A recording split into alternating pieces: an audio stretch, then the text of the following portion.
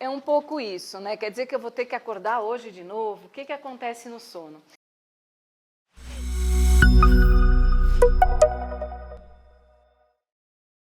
Quando eu comecei a falar sobre sono, eu achava que era um assunto assim já muito gasto. Quando você acha que de novo você está tendo que acordar, é porque talvez você não tenha dormido muito bem. Então, quando eu comecei a falar de sono, eu achava que era um assunto meio batido, achava que todo mundo já sabia da relação de sono e saúde. E daí, no ano passado, 2018, saiu um estudo falando que mais de 70% da população brasileira tem transtorno de sono, tem algum problema com relação ao sono. Eu falei, gente, mais de 70% é muita gente, né? É muita gente. E daí eu fui descobrir também que mais de 60% não relacionam diretamente sono e saúde. E daí eu falei, não, então eu tenho que continuar falando de sono, que eu acho que é bem importante. Então vamos ver o que a gente tem de relação de sono e saúde. Vai lá. Então, primeira coisa, o sono é responsável pela reparação bioquímica. O que é isso? É transformar o que você respirou, comeu, bebeu em energia, e tudo isso vai gerar uma série de resíduos que têm que ser descartados, que têm que ser reciclados dentro do teu corpo. Isso acontece durante o sono, tá? Um outro fator importante é a termorregulação. Teu corpo, ele trabalha muito. Gente, tem problema se eu ficar andando ou não? Teu corpo trabalha muito para manter a temperatura. Temperatura média 36,5. Mais do que isso, um pouquinho, uma variação para mais ou para menos pode acontecer. Mas essa temperatura, essa regulação é fundamental. Se ela passar muito, abaixar muito, a sua saúde fica extremamente comprometida. E é no sono que a gente tem essa termorregulação.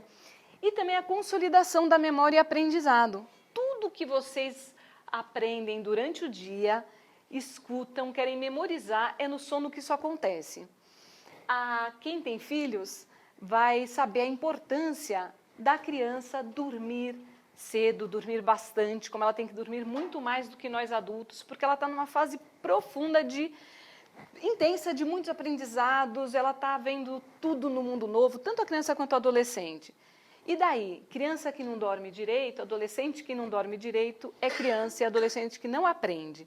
Então, que tem problema na escola, então a gente tem que olhar para o sono. Descanso dos sistemas e regulação hormonal. Do que a gente está falando? Está falando de hormônios como insulina, que é aquela chavezinha que abre a porta da célula para o açúcar entrar e não ficar na corrente sanguínea, que é o tal do diabetes, né? A leptina e a grelina são hormônios super importantes, principalmente para quem quer ou ganhar peso ou emagrecer, porque a leptina está envolvida com a saciedade e a grelina com a fome. Então, se ela não é regulada durante a noite, você concorda que, de repente, essa sensação de fome e saciedade vai estar alterada? Então, olha só, hormônios tiroidianos. Hoje em dia a gente escuta muito alguém com problema de tireoide. Eu tenho tireoide. Gente, juro, tireoide todo mundo tem, mas problema ninguém precisa ter. Então, o que a gente tem que fazer? Uma das coisas é dormir bem, né? Os hormônios tiroidianos, eles são responsáveis pelo nosso metabolismo.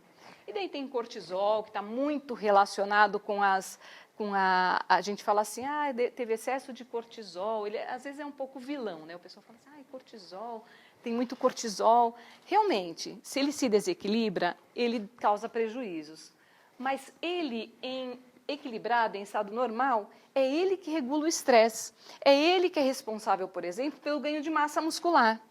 Mesma forma o GH, responsável pelo crescimento, pelo ganho de massa muscular, importantíssimo na criança, que também vai, se não dormir direito, vai atrapalhar o crescimento. Prolactina para as mães que amamentam. Eu não estou conseguindo amamentar. Você está conseguindo dormir? E daí a gente descobre que a mãe que não dorme não consegue amamentar. Tem um problema com prolactina.